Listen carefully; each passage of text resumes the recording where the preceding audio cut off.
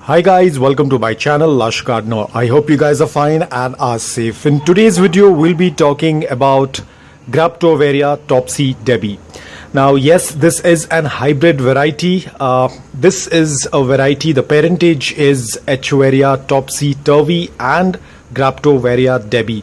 I'll put the pictures on the screen. You will be able to see how they tend to look like. I have already spoken about Echeveria Topsy Turvy. As you know, that is a very easy to grow succulent. So that has one of this parentage. Now this is an absolutely beautiful succulent. Unfortunately, the camera is not picking up the color. It has a very beautiful pink lavender color. Tends to get even more intense when you tend to give a good amount of morning direct sunlight for 5 to 6 hours, or you can even give it indirect bright light. But if you're going to give it a good amount of morning direct sunlight for 5 to 6 hours, only then you'll be able to see the beautiful lavender pink color. Talking about the leaves tend to look a lot like the Topsy Turvy. They have a lot of curves. Right now the plant is really very small, so you won't be able to see much of the features on the leaves, but you can see the slight curves on the leaves. So this is how the parentage of Topsy Turvy tends to dominate this plant. But what I would say is, when it comes to color, when it comes to the shape of the lower leaves, it resembles a lot more like Debbi.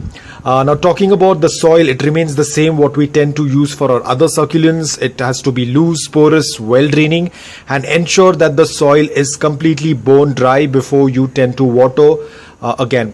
Now guys, remember, this is an hybrid variety. I would say it is a 50-50 type of succulent. It's not very easy to grow, it's not very difficult, so basically it has a good balance. So if you have a good experience of growing succulents, especially hybrids, then this is one you can add in your collection. It is a very vibrant succulent. It tends to get really dark in color with this dark lavender pink color. I don't know if that is even a color, but yeah, it tends to look like that. Right now it's looking slightly ash gray in this camera, but it becomes really beautiful. Talking about pest attack, usually does not get affected with pest, but please do not over fertilize this succulent because it belongs to the variety of xGRAPTOVERIA. It tends to go dormant during the summers, so please do not add any fertilizers during the summers. So during winters, you can go ahead and add a little bit of fertilizers. Ensure that your fertilizers are diluted in water. Go for liquid based fertilizers because that's much better for succulents. Probably something like seaweed or anything that has that is a liquid form of fertilizer.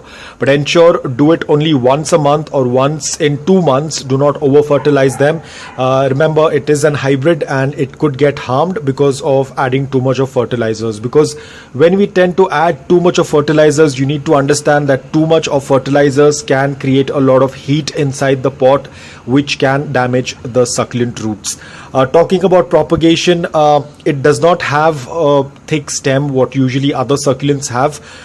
It does not. It's more like a rosette, very compact succulent. But in case if your succulent has stretched and if you have an evident stem, you can definitely chop it off. But it tends to easily get propagated via leaves. I have done leaf propagation earlier for Topsy Debbi. It tends to propagate faster.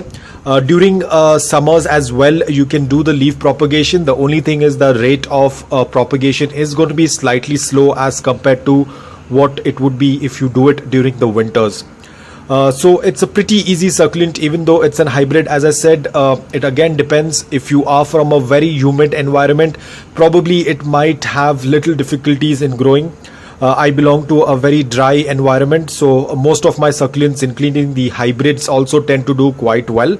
But if you want to add it in your collection, ensure that you follow all these tips, and I'm sure that it is going to do quite well. So apart from beeheading and leaf propagation, you can even separate this succulent via the pups.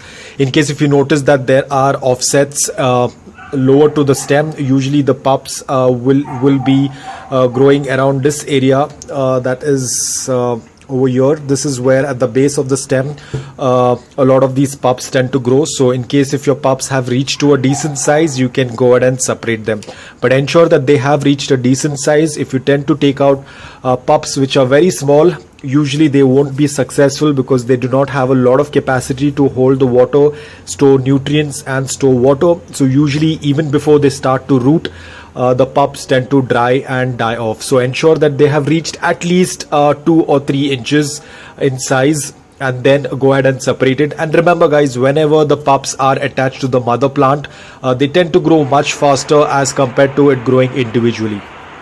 So guys, I hope that this video was helpful on Topsy Debbie.